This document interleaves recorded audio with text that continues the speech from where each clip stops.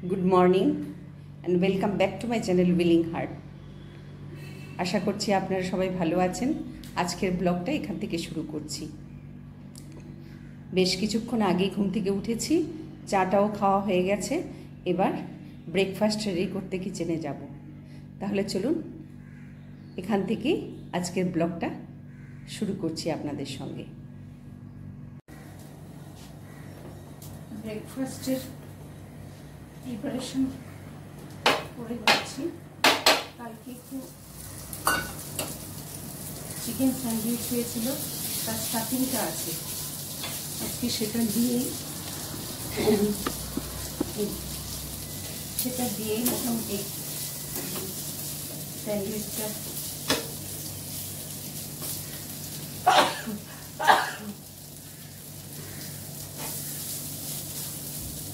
করে নেব। আজকে কালকে কিছু রান্না স্টক করে নিয়েছি, আজকে কিছু এক্সট্রা কাজ করব, যেগুলি রোজকার রান্না বান্নার জন্য করা হয়ে ওঠে না। একটা অলরেডি করে এসেছি, গার্ডেনিং করি, জল দিই কিংবা একটু তরল সার দিলাম, সেগুলো করেই ছুটে চলে আসি ব্রেকফাস্ট রেডি করতে। আজকে করলাম সবগুলো গাছের কিছু কাটিং ছাটিং, এখনো হাফ আছে, হাফডান হয়েছে, পুরোটা হয়নি, নেক্সট দিন করবো। আর আগাছাগুলো পরিষ্কার করলাম, নিচে অনেকগুলো টবের পাশে ফুলগুলো পরে শুকিয়ে রয়েছে, ঝাড় দেওয়ার পরেও পিছনের দিকে থেকে যায়, সেগুলো আজকে পরিষ্কার করলাম। এইবার ব্রেকফাস্টটা করে নেব।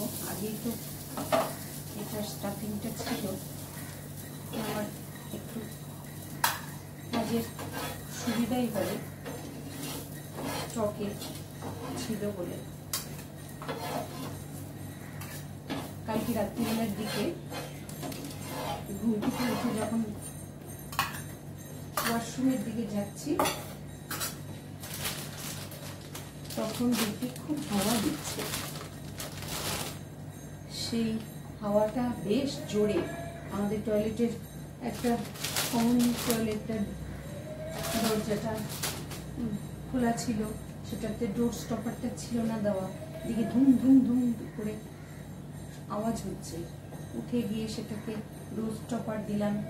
জানালাগুলো কোথাও খোলা অবস্থায় ডোর স্টপার দেওয়ার নেই, সেরকম আছে কিনা দেখলাম, না দেখলাম ঠিকই আছে। তারপর আস্তে আস্তে ওয়াশরুম থেকে বেরিয়ে শুতে চলে গেলাম। তখন 3:05 বাজে, তখন খুব হাওয়া দিচ্ছিল। আর অটোমেটিক্যালি সন্ধ্যের থেকেও কালকে হাওয়া দিয়েছিল। তার কারণ হচ্ছে এতদিন পর আবার কালকে শুরু করে দিয়েছি ইভিনিং ওয়াকটা।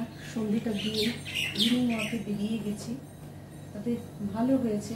মোটামুটি ধরুন 6:30 নাগাদ রওনা হয়েছি, ওই 7:20 7:25 নাগাদ এসে বাড়িতে ঢুকেছি। কন্টিনিউয়াস হেঁটেছি, তারপরে একটা বেঞ্চে বসে, স্ল্যাবে বসে কিছুক্ষণ রেস্ট নিয়েছি, একটু গানটা শুনছিলাম, হাঁটার সময়ও গান শুনছিলাম। হেঁটে তারপর বাড়িতে চলে এসেছি এবং খুব ভালো হয়েছে। এই কদিন ধরে হাঁটাহাঁটি করা যাচ্ছিল না, সর্দি বমি হয়ে গেছিল। ডাক্তারও বলেছিল কটা দিন একটু বাদ দাও, তারপরে আবার শুরু করো। বডি ওয়েট গেইন করেছে। এর আগে তো গরমের জন্য বেশ কিছুদিন সেটা বাদ দিয়েছিল। বডি ওয়েট গেইন করেছে। তারপর এক ধরনের লেথার্জি শরীরের মধ্যে এসে গেছিল।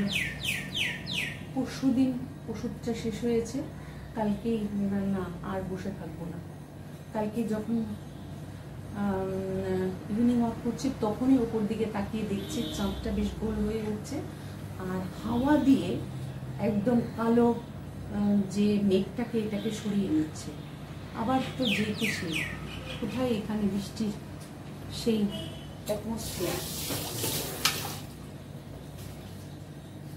প্রকৃতি দারুণভাবে বদলে গেছে।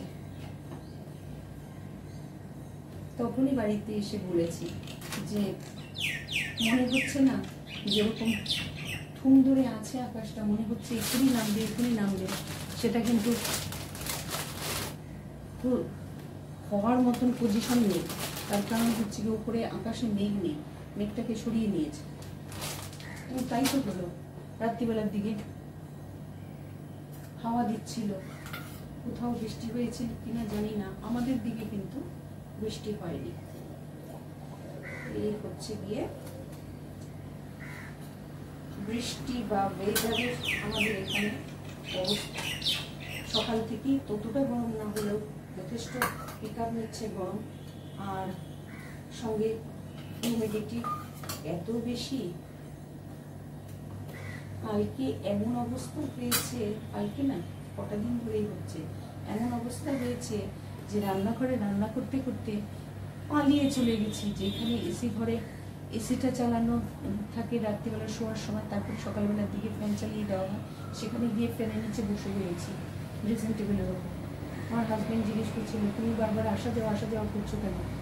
আমি বললাম এই জন্যই, আমি রান্নাঘরে থাকতে পারছি না, এতটা গরম, টেকা মনে হচ্ছে দায়।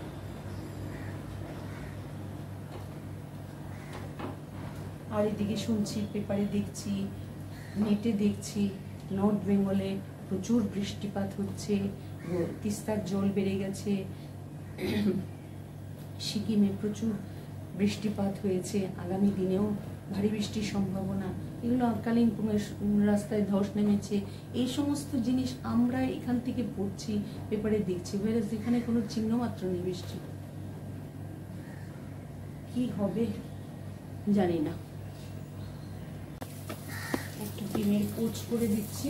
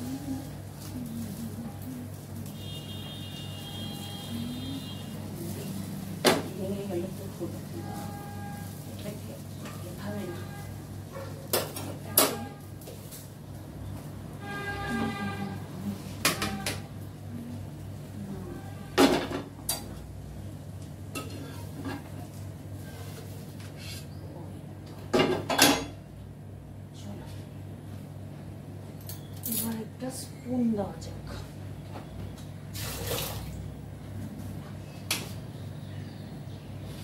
রেডি ব্রেকফাস্ট, স্যান্ডউইচ আর ডিমের পোচ। গতকাল কিছু দোকান বাজার এসছে, সেগুলো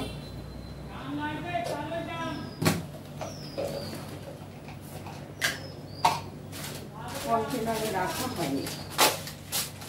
আজকে বলেছিলাম না কতগুলো এক্সট্রা কাজ করবো বলেই আজকে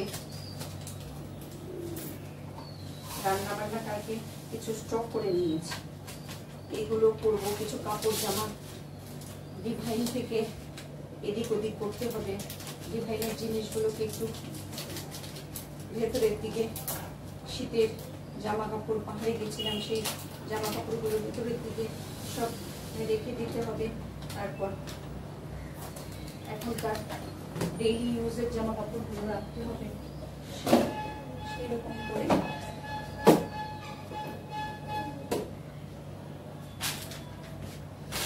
এইটা মেথির জায়গায় মেথিটা আছে আর কি।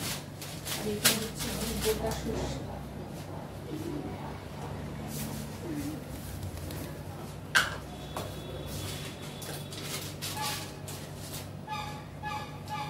শুধুমাত্র ব্রেকফাস্ট, লাঞ্চ, ডিনার দিয়ে তো সারাদিনের কাজ হয় না। টুকটুক টুকটুক করে একজন লোক সারাক্ষণ লেগে না থাকে, ঘরের বিভিন্ন জিনিস অব্যবস্থা হয়ে পড়ে থাকে।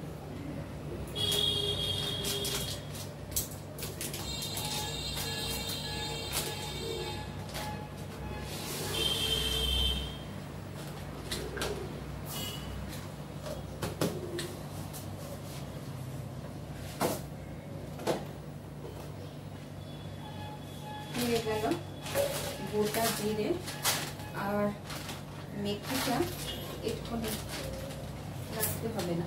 আর এখানে একটু টাটা সল্টটা কন্টেনারে নিয়ে নেব।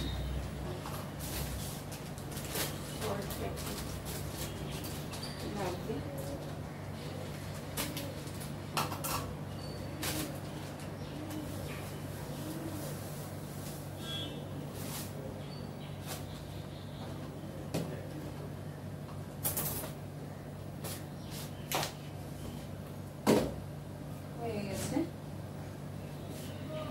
আর এখানে আছে ডিমটা আর সল্টটা আপাতত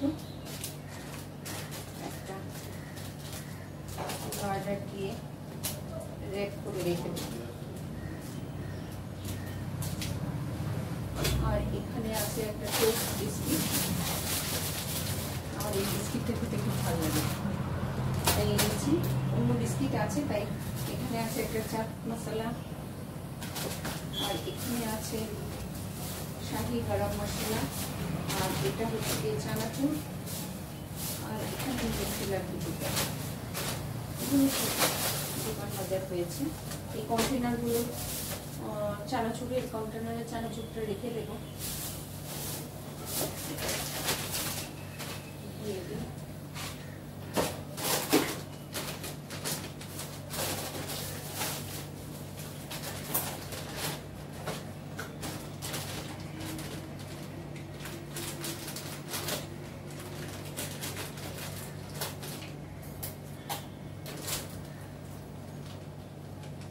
কালকের থেকে আকাশটা ভার করে আছে, দেখুন আকাশ বেরিয়েছে।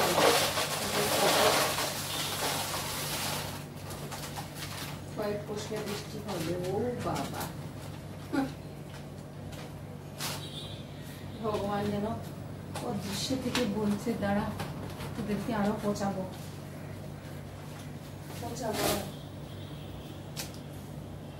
এ তো ভাদ্র মাসের গরম।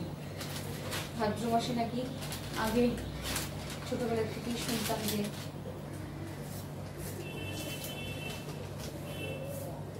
চামড়া শুকানো হয়, চামড়া যত দ্রুত চামড়া শুকানো হয়, এত গরম হয় ভাদ্র মাসে।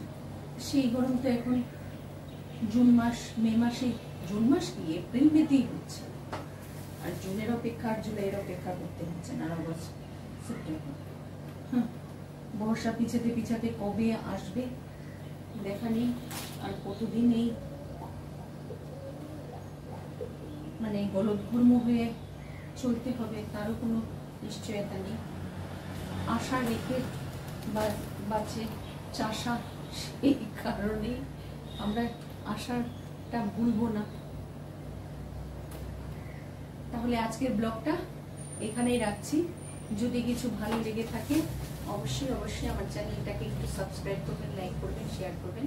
আর আপনারা প্লিজ, আপনারা বারবার বলছি, আপনারা ব্লগটা একটু দেখবেন। অনেকেই আমার মতন সাধারণ সাধারণ ব্লগ বানাচ্ছে, এমন কোনো অসাধারণত্ব তাদের ব্লগ নেই,